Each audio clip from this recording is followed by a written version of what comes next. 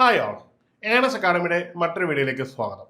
Mechanical സ്ട്രീമിലുള്ള ഉദ്യോഗാർത്ഥികൾക്ക് അധ്യാപന ജോലി ആഗ്രഹിക്കുന്നുണ്ടെങ്കിൽ അവർക്ക് വലിയൊരു അവസരമാണ് വരാൻ പോകുന്നത്. കേരളത്തിലെ വിവിധ ടെക്നിക്കൽ എഡ്യൂക്കേഷൻ ഡിപ്പാർട്ട്മെന്റിന്റെ കീഴിലുള്ള പോളിടെക്നിക് കോളേജുകളിലേക്ക് അധ്യാപകനായുള്ള നോട്ടിഫിക്കേഷൻ നമുക്ക് ഉടൻ പ്രതീക്ഷിക്കാം.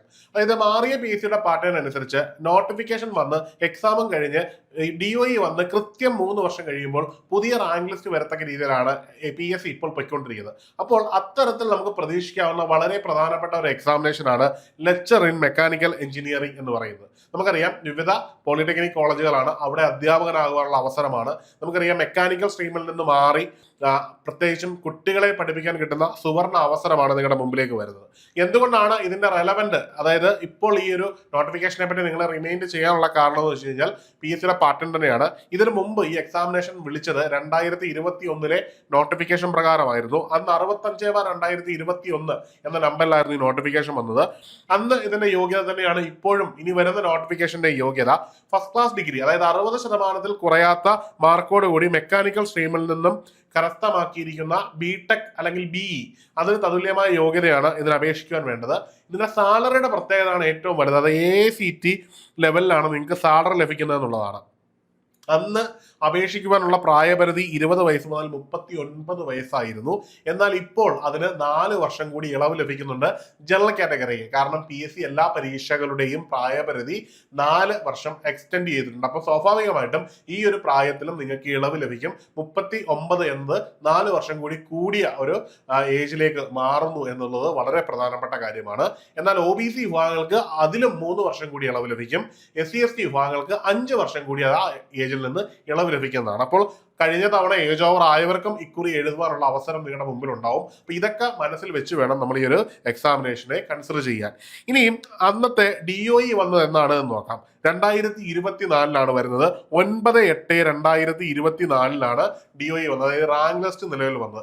കൃത്യം 3ാമത്തെ വർഷം, അതായത് ഈ റാങ്ക് ലിസ്റ്റ് തീരുന്നതിന്റെ പിറ്റേ ദിവസം പുതിയ റാങ്ക് ലിസ്റ്റ് പബ്ലിഷ് ചെയ്യും എന്നുള്ളത് PSCയുടെ പുതിയ ചട്ടമാണ്. അപ്പൊ സ്വാഭാവികമായിട്ടും അതിനുള്ള തയ്യാറെടുപ്പുകൾ PSC ഇപ്പോൾ തുടങ്ങിയെങ്കിൽ മാത്രമേ ആ ഒരു സമയമാകുമ്പോഴേക്കും ഒരു വാലിഡ് ആയിട്ടുള്ള റാങ്ക് ലിസ്റ്റ് ഇഷ്യൂ ചെയ്യാൻ പറ്റുകയുള്ളൂ.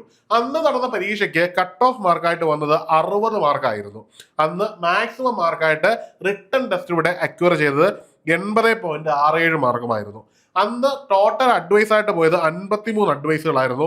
അതിൽ മെയിൻ ലിസ്റ്റിൽ ഉൾപ്പെട്ടത് 110 പേരുമായിരുന്നു. റാങ്ക് ലിസ്റ്റിന്റെ കാലാവധി നിലനിൽക്കുന്നത് കൊണ്ട് തന്നെ ഇതിൽ നിന്ന് നിയമനങ്ങൾ നടക്കുവാനുള്ള സാധ്യതയുണ്ട് താനും.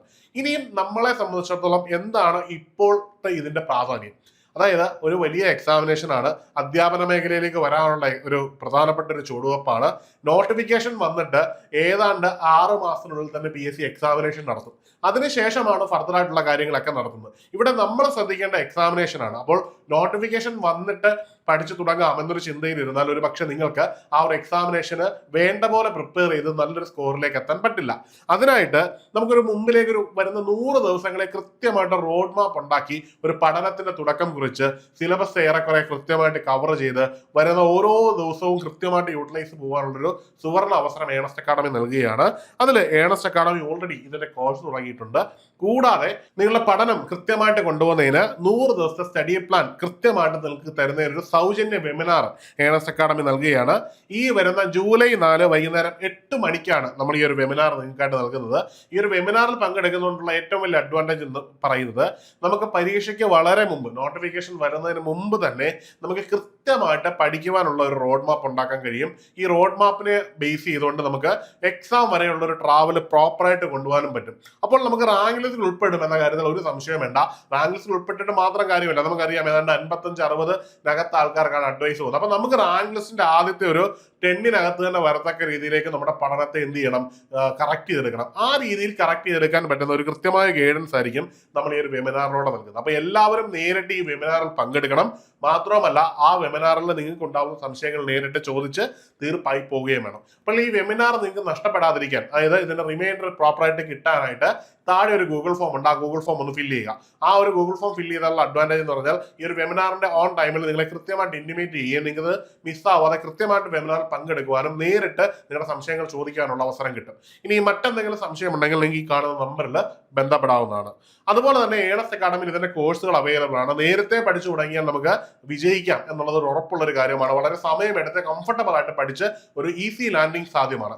അതിനായിട്ട് ഇപ്പോൾ തന്നെ നിങ്ങൾക്ക് കോഴ്സുകൾക്ക് ജോയിൻ ചെയ്യാവുന്നതാണ്. അപ്പോൾ ഈ കോഴ്സിനെ പറ്റി അറിയുന്നതിനായിട്ട് ഇതിൽ നൽകിയിരിക്കുന്ന നമ്പറിൽ ബന്ധപ്പെടാവുന്നതാണ്. അപ്പോൾ മറ്റൊരു വീഡിയോയുമായി കാണാം. Good bye.